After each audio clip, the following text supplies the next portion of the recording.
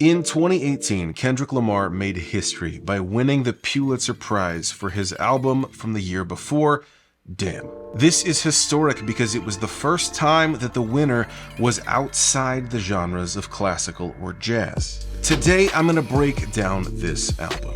We're gonna talk about the music, the lyrics, the production, the thematic concepts, and get into the twist that reveals that this is twice as crazy as it seems, literally. I also made something to help you visualize the album as we go through it. We're gonna see why this album won a Pulitzer Prize.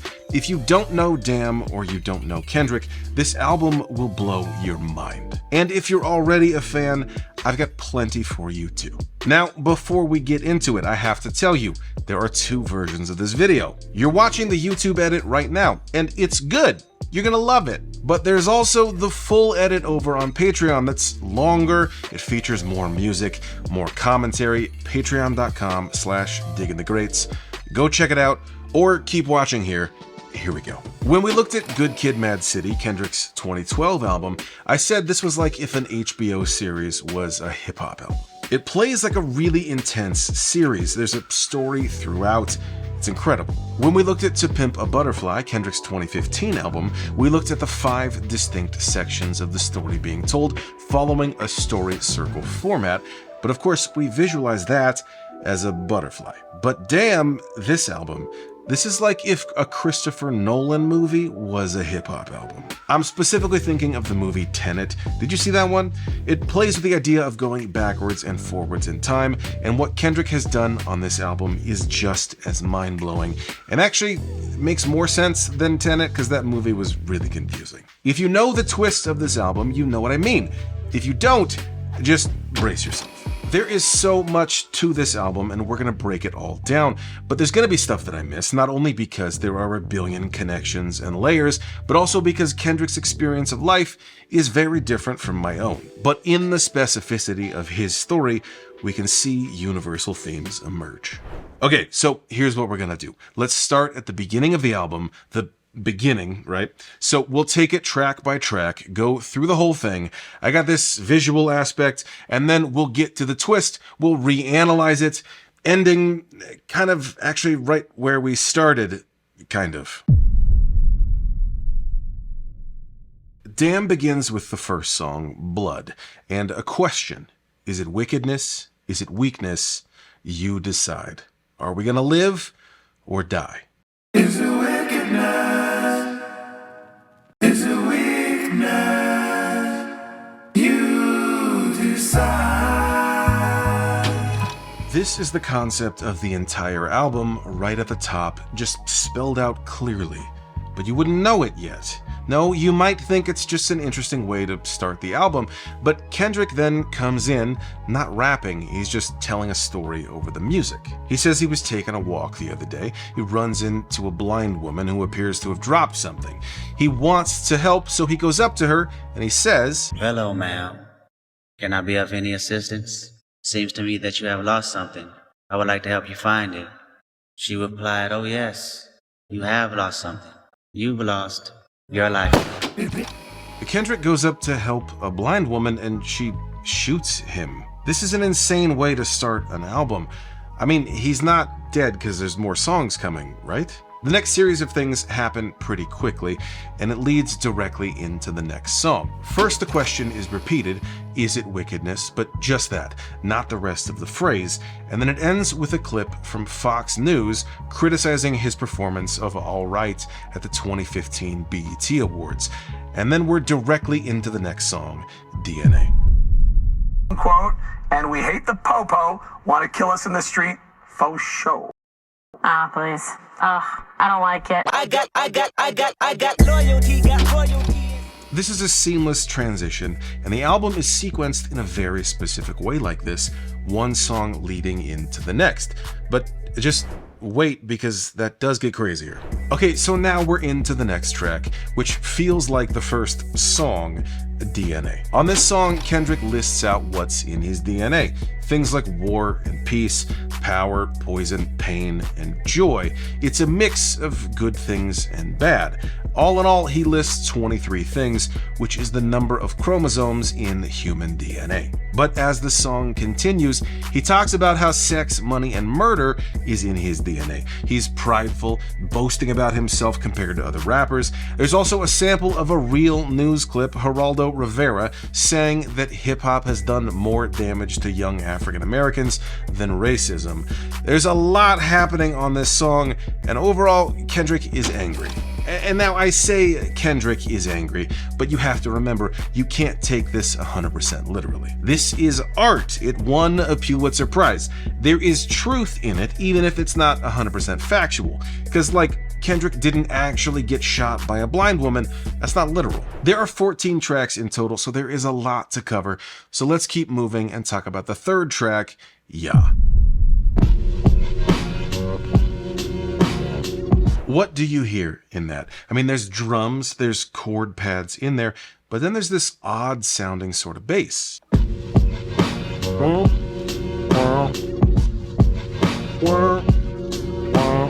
It sounds odd because this bass is being played in reverse.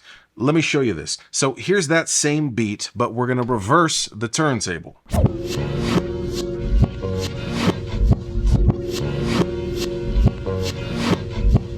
Notice how the bass sounds normal, but everything else is reversed now? Like, let's play that again and listen for the drums.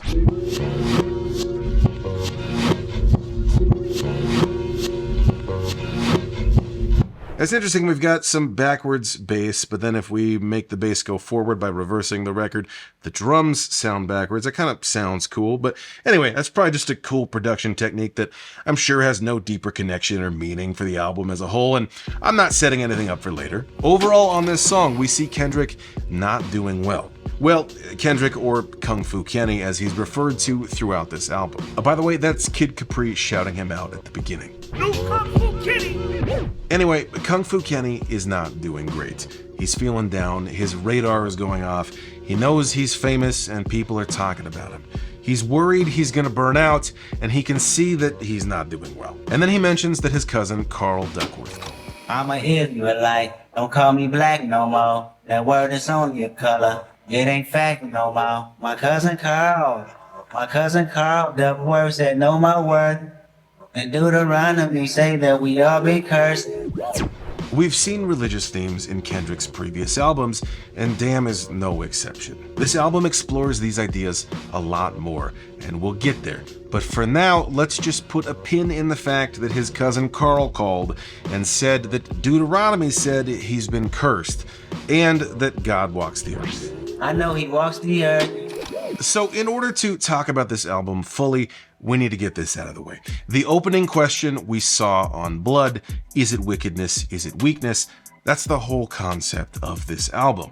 All throughout this album, we see Kendrick move from a dark place to a light one, from selfishness to surrender, or from wickedness to weakness. The first track, Blood, set up this concept, and Kendrick gets shot or maybe killed, I guess. And then DNA sees Kendrick angry, saying he has sex, money, and murder in his DNA. He's prideful, he's comparing himself to other rappers, and then, yeah, we get the first interesting turn in the story. Kendrick feels off.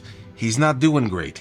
He's trying to figure out why, and he mentions this idea of a biblical curse that's been placed on him. Now, when this video is over, you should absolutely go listen to this album while reading the lyrics. You will pick up on so much more detail in this. It's absolutely incredible. I could talk about it for hours and it still will not compare to actually just listening to the album. But I made this visual to help us out with this album. On the left side, we have wickedness, and on the right side, we have weakness. We're moving from one to the other. I'm gonna represent each track with a wooden board and paint a phrase on it to represent that song. This might seem weird, but stick with me to the end of this. Trust me. So for the first track, Blood, let's see, Kendrick gets shot by the blind woman. So let's write, "You've lost your life." There we go. This doesn't quite fully fit in the shot, but you can see, there we go. The second track, DNA, if I had to boil it down to one paintable phrase, I'm gonna go with "It's in my DNA." Kendrick lists a lot of things that are in his DNA, some good, others bad, right? And then on "Yeah," I'm gonna write "I'm cursed," because we see Kendrick feeling down, and based on what his cousin told him, there might be a biblical curse at play here.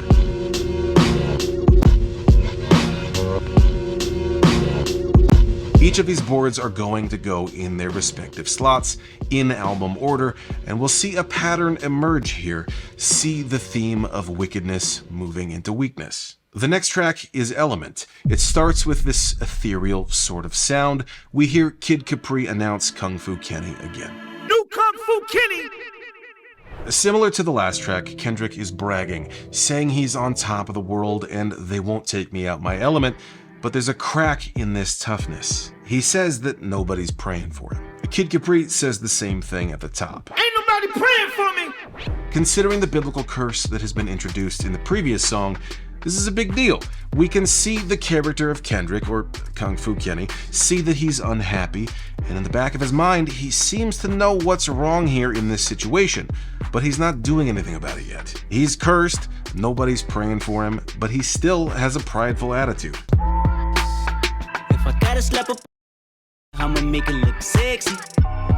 They won't take me out my element, nah. Of course, in the next track, Feel, this idea is explored more. Here's the intro. Ain't nobody praying for me. Nobody praying for me. Ain't nobody praying for me. Feel is kind of the equal opposite of Element. Kendrick is starting to unravel. He's feeling the pressure of being a leader. He's helping people, but nobody's helping him. Nobody's praying for him. I mean, here's the hook. Ain't nobody praying for me. Ain't nobody praying for me. Also, the groove of this song is so good. And then especially the juxtaposition of how mellow this beat is, paired with how frantically fast Kendrick is rapping. He's unraveling, and he's fighting hard to keep it together. I can feel it, the phoenix sure to watch us. I can feel it, the dream is more than process. I can put a regime that forms a likeness. I can feel it, the scream that haunts our logic. I feel like say some, I feel like take some. I feel like skating on, I feel like waiting for him. Maybe it's too late for him. I feel like the whole world want me to pray for him, but who the fuck praying for me? So let's put a board up for each of these songs. For Element, I put the phrase, "I'm the greatest," because he's in his element, he's bragging, he's fighting hard against any critics. But the flip side is the next track, Feel, so I wrote, "Nobody praying for me." It's the flip side of this idea. He actually is lonely, and this idea of the curse seems to be brewing in his mind.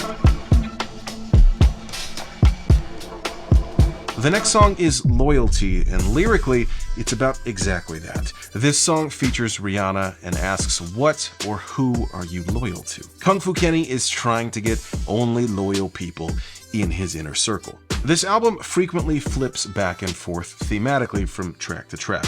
So like on Element, he was bragging. On Feel, he's lonely and says that nobody's praying for him. And then we're back on this song and he's demanding loyalty. And there are two really interesting things happening on Loyalty. One is the sample and the other is the music video. So the sample is taken from the intro of 24 Karat Magic by Bruno Mars. So here's the intro. This is Mr. Talkbox, by the way. You've probably heard that before, but it's been chopped up and it's also being played backwards. I'm going to recreate this on just the turntable using that sample with cue points the best that I can, and it's going to get us close. What I'm going to have to do is pitch down the actual track of Loyalty just a half step to get us there, because this doesn't go quite as fast and as high pitched as I need it. But I'm going to speed this up 20%. I'm also going to have the pitch adjust with that. Now I'm going to reverse the direction of the turntable. Here we go.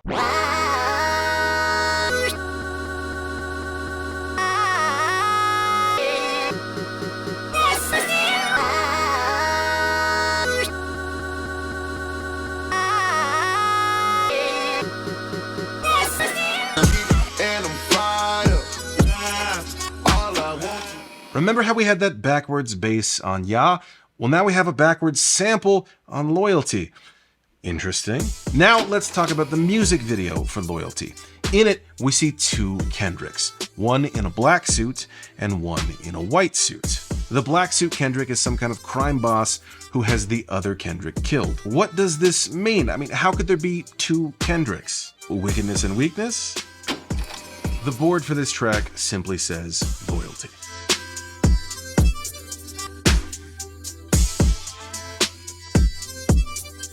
The next song is Pride, and we have another sort of ethereal start, and the voice from the intro that we've heard a few times is back. That is, by the way, the voice of Beacon, and this time we have a warning. Love's gonna get you killed, but pride's gonna be the death of you and me. And you and me, and you and me, and you and you. Love's gonna get you killed. The ironic thing about this song is that it's not really about pride, it's about humility. Kendrick contrasts his ideals with what he actually does. He's reflecting on himself, and he's able to look at himself and see that he has issues, specifically with his pride. On the hook, Kendrick says that he wasn't taught to share, but to care. In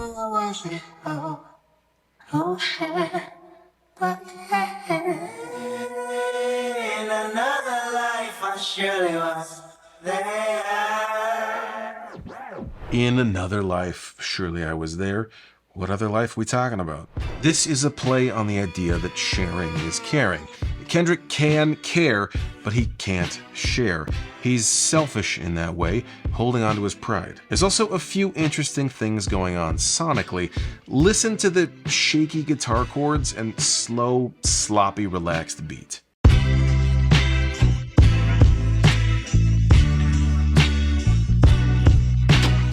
But then Kendrick's voice as he's rapping, it's being pitched up and down throughout. It's like he's unraveling further, and he's switching between pride and humility throughout, the two halves of himself, the wickedness and the weakness. Hell raising, well chasing, new worldly possessions. Dipping Flesh down. making, spirit breaking, which one would you lesson? Moving back the up. better part, the human heart, you love them or dissect them. Happiness or flashiness, how do you back serve the down. question? This is also track 7, which is the halfway point in this 14-track album. So if we're moving from wickedness towards weakness, with each track sort of going 2 steps forward and then 1 step back, this is the tipping point in the album. But does he reject his pride or lean into it? Well, that kind of depends. Let's just keep moving for now. On the next track, Humble, we get the other side of this coin. It opens with Kendrick again saying that nobody's praying for him. Nobody pray for me. It been a day for me. What follows, of course, is now a legendary song. It was a huge hit for Kendrick. Humble is ironically the most braggadocious track on the album, with Kendrick challenging other rappers, saying, "Sit down, be humble." But in an interview with Rolling Stone, here's what Kendrick had to say. It's the ego. When you look at the song titles on this album, these are all my emotions and all my self-expressions of who I am. That's why I did a song like that, where I just don't give a f***, or I'm telling the listener, you can't f*** with me. But ultimately, I'm looking in the mirror. Okay, so maybe he's talking to other people, but maybe he's talking to himself, looking in the mirror at, what, the other Kendrick? The one that we saw on Loyalty? Again, we're at the halfway point on this album. This is track 8 of 14. So the fact that the songs Pride and Humble are directly in the middle and they contrast each other directly, this is not a coincidence. The Pulitzer Prize, remember? Okay, so for the Pride board, I'm gonna put up pride equals death because I can't fit the full phrase pride's gonna be the death of you and me and you and me and you and you. But the idea here is that Kendrick is analyzing his pride and seems to know that he needs to work on it. For Humble, I'm writing be humble. That's easy. Of course, who is he talking to? According to the quote that we looked at from Rolling Stone, he's looking in a mirror, so let's go with that for now. The next song is Lust, and let me just play you the intro. If you have headphones on, you can really hear this, but the track is panning around from right to left. feels like it's further extending this idea of duality. We've seen this idea playing out with the two Kendricks in the Loyalty video, some backwards bass samples mixed with forward elements. That backwards 24 karat magic sample on Loyalty, Kendrick says he's looking in a mirror, his voice is pitching up and down, and now we're moving left and right. This duality continues when the beat comes in with backwards drums. You remember on the song Ya when we looked at the reverse bass sample, and in order to hear it forward, we reversed the track, but then that reversed the drums? Here are the isolated drums from Ya, but I'm going to play them backwards. I'm going to speed it up. Now here's Lust.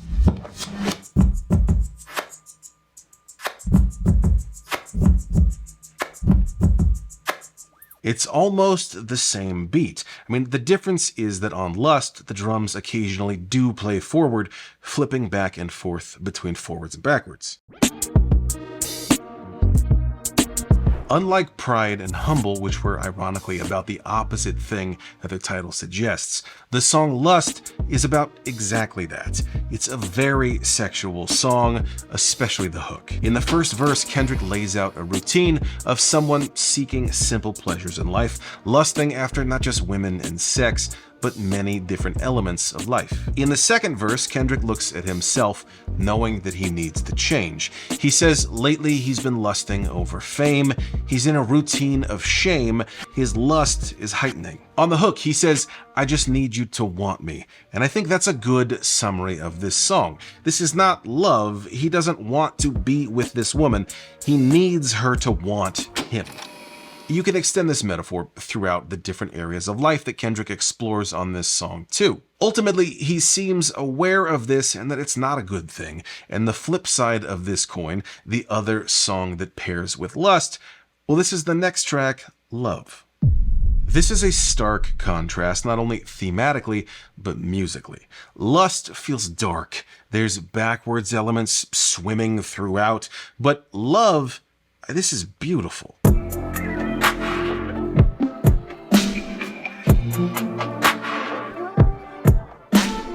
This song is just about Kendrick being in love. He says, if I don't got you, I got nothing, and I want to be with you. Again, the exact opposite of the previous song where he literally says, let me put the head in. This is another stark contrast of the duality on this album. Each track is flipping back and forth on ideas, and the whole time it feels like the transition from wickedness to weakness is moving 2 steps forward and 1 step back, or like he explores one issue, like his pride, realizes it's going to be the death of him and wants to be better, so he tells himself to be humble. But then we get to Lust, and then it's dark again, but he knows that's a problem too, and then we get to Love, and it's this gorgeous song. It's the exact opposite of where we just were. So for the board representing Lust, I wrote, I need you to want me, because that idea seems central to this song as we talked about. But for Love, we have the exact opposite, I want to be with you.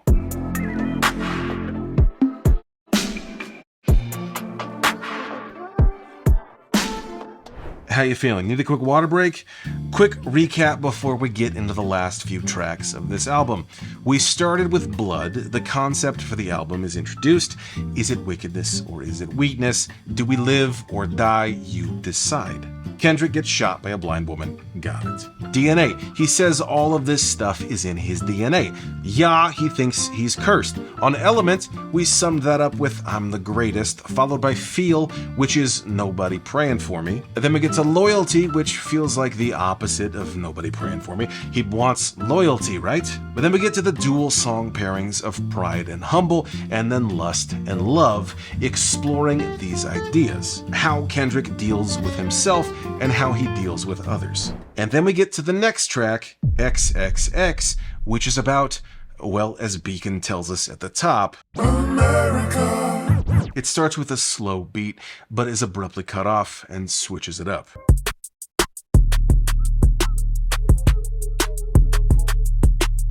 The beat changes several other times throughout this song.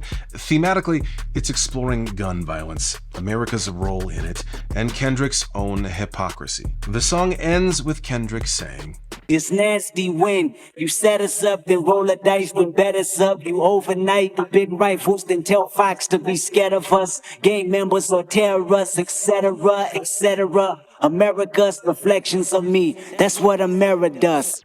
The hook, by the way, is sung by Bono of U2. There is so much going on this album that, again, you just need to sit down and listen to it twice, actually. But here Kendrick is showing how, yes, violence is a problem, but America is making it happen and setting it up. And Fox News is telling people to be scared, specifically of black people and hip-hop. And as we heard in the opening tracks of the samples from actual Fox News broadcasts. At the end, he says, America's reflections of me, that's what a mirror does. Again, the idea of looking in a mirror. This time, he's sort of pointing the mirror at America itself. So for this board, I'm writing America is violence. The next song is Fear, which opens up with a voicemail from Kendrick's cousin Carl.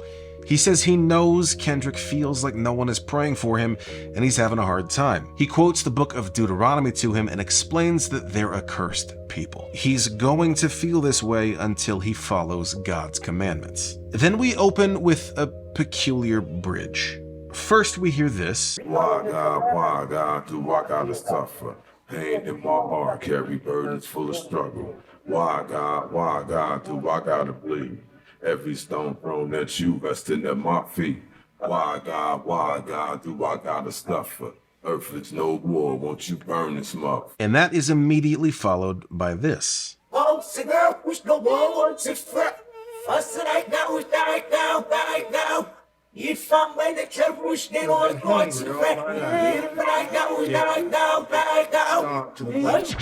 are the same words that we just heard, but played in reverse. So here's what I'm going to do. I'm going to isolate just the vocal, and then I'm going to turn the turntable backwards. Let's take a listen to it. Every stone thrown at you, resting at my feet. Why God, do I gotta suffer?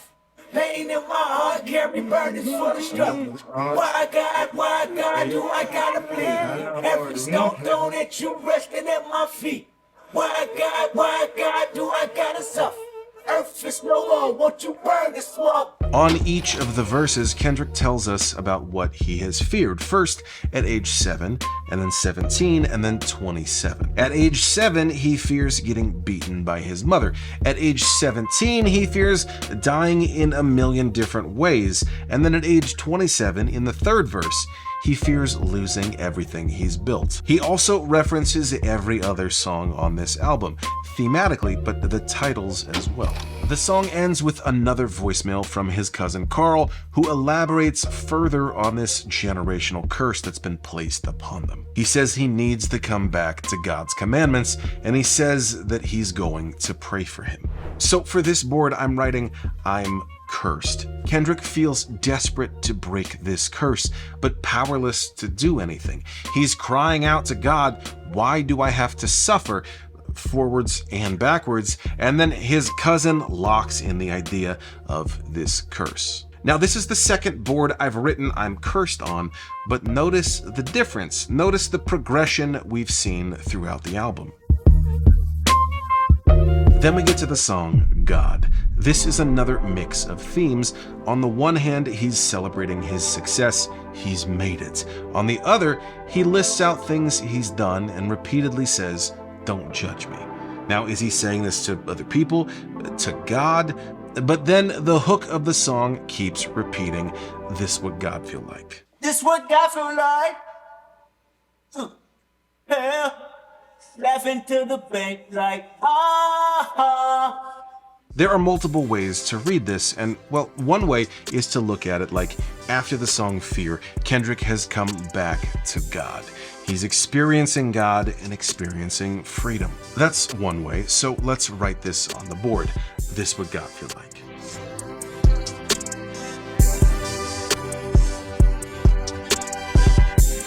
The last song on this album is Duckworth. It starts with the voice of Beacon again, saying, "It was always me versus the world until I found it's me versus me." It was always me versus the world. Kendrick now realizes he was his own worst enemy. He was cursed, but it was his own doing. He's arrived at weakness, a place of surrender toward God, toward the light. This song was also produced by Ninth Wonder and has some of the most insane beats ever. Oh, Lamar. Hail Mary, Mary. And then there's this one. Had a couple of shooters caught a murder case. Fingerprints on the gun, they assuming, but And then also this one. crooked cops told Anthony he should kick it. He brushed him off and walked back to the Kentucky Fried Chicken. But there's more, because this song lays out a story, a true story that actually happened outside of the world of this album. So when he was a kid, Kendrick's father worked at KFC. This guy named Anthony comes in. He's robbed the place before and shot the manager. Kendrick's father, nicknamed Ducky, knows this, so he decides to be extra generous with him and give him extra food. Anthony decides then not to rob the place. Ducky is fine, and Kendrick says that one decision changed both their lives, one curse at a time. That's because 20 years later, remember, this story is true. Kendrick's father came to the recording studio with Kendrick and ran into the head of Top Dog Entertainment, Kendrick's label, a man named Anthony Tiffith, the same man who was Ducky's would-be killer. The curse has been lifted, as Kendrick says at the end of the song. Whoever thought the greatest rapper would be from coincidence? Because if Anthony killed Ducky, Top Dog could be serving life while I grow up without a father and die in a gunfight. Because of his father's generosity, his surrender, his weakness, you might say, a curse has been lifted. Kendrick did grow up with a father, and throughout this album, we've seen him move from this dark place to a brighter one. The board for this song reads, "You've found life," because not only has Kendrick come back to God and gained everything, the story of his father defusing a potential fatal shooting results in his life being spared and Kendrick growing up with a father. But what happens next changes everything. Pulitzer Prize, remember? Christopher Nolan, remember? Kendrick Duckworth Lamar, remember? After that final verse from Kendrick, we then hear this. A gunshot, then some reversed audio, which is actually the verse that we just heard, but it keeps going faster and faster, and we hear parts of the rest of the album playing now in reverse. It ends with the same line Kendrick started with, "So I was taking a walk the other day."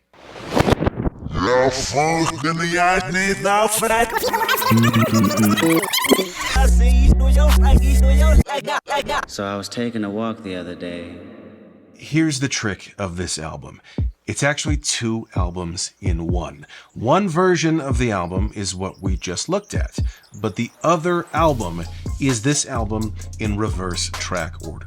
So instead of moving from wickedness towards weakness, played in reverse, it's a story of Kendrick moving from weakness towards wickedness. I'm gonna play that same outro to Duckworth, starting at the end and playing it in reverse. Let's hear what that sounds like.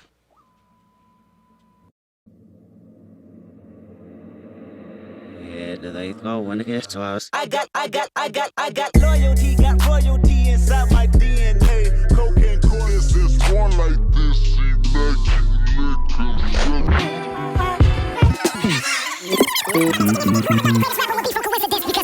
like you Top Dog could be serving life while I grow up without a father. then die in a gunfight. Damn was released in April of 2017, and in December, Kendrick confirmed this theory by releasing the collector's edition.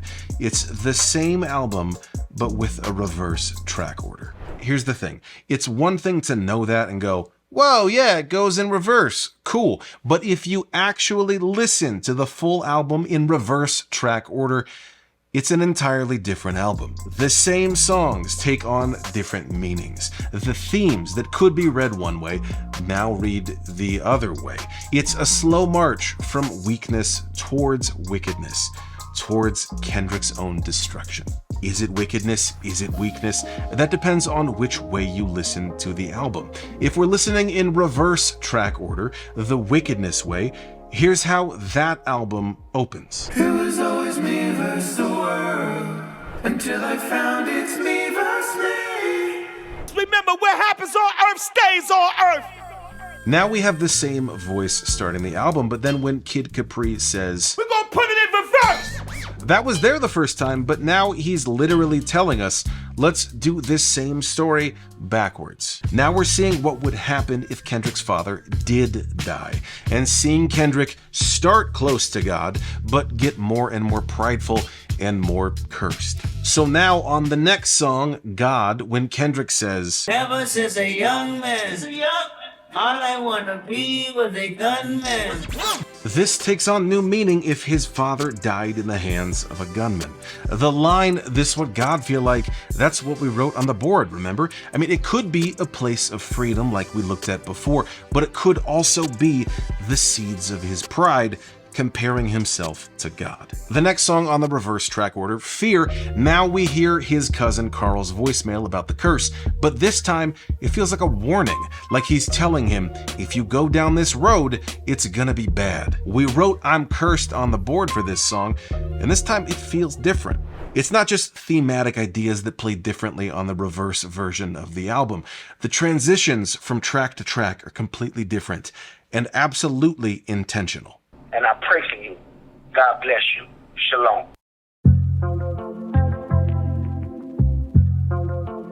Note that Carl says he's praying for him. Kendrick does have someone praying for him, but Carl also mentions the United States of America, which is the first lyric in XXX. So Kendrick is now exploring this curse directly through the lens of America. We wrote America is violence on the board, but this time though, it feels more like he's leaning into it as opposed to criticizing it. And then we transition from the end of XXX into Love. Close your eyes to look Down. Love and lust. Now it almost feels like amidst the chaos that is America and Kendrick's life, at least he has this love. The board says, I want to be with you.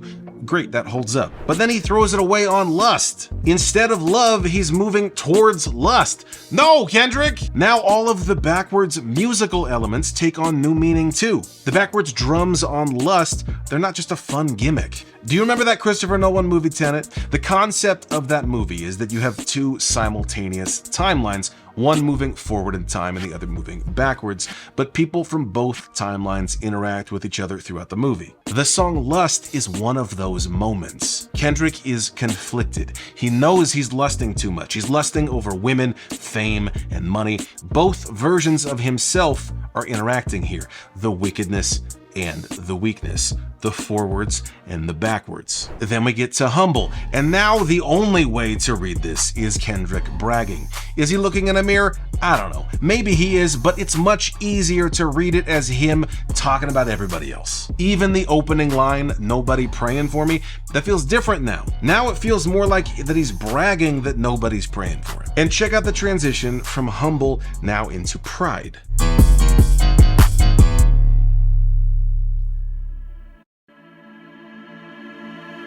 Love's gonna get you. Humble abruptly ends and Pride swells out of it, musically and also thematically. Pride is swelling out. Now the opening line of Love's gonna get you killed, but Pride's gonna be the death of you and me. That's what we wrote on the board too, but this feels like a strong warning this time. The question was if Kendrick is going to reject his pride or lean into it, and on this listen through, he's leaning into it. Remember how his voice is pitching up and down on this song? That feels like the two versions of himself battling for control, the wickedness and the weakness. That was there before, but it's even more potent now. Also, on Loyalty, you remember the backwards sample of 24 Karat Magic? That's another moment where both Kendricks are interacting. Remember the video for Loyalty? The black suit Kendrick literally kills the white suit Kendrick. He's moving from light towards darkness, marching towards wickedness. It was right in front of us this whole time. On this reverse track order, he's moving from God towards fear, from love to lust, from humility to pride, and now he's demanding loyalty. And then ironically, tragically, we get to Feel, where Kendrick says that nobody's praying for him. We see him marching towards his own destruction, and the ironic thing is, in this version of the album, his cousin already said that he is praying for him. That's what we wrote on the board, but this time, it seems like Kendrick is digging his own grave. He's ignoring the people that are praying for him. But now listen for the transition from Feel back into Element.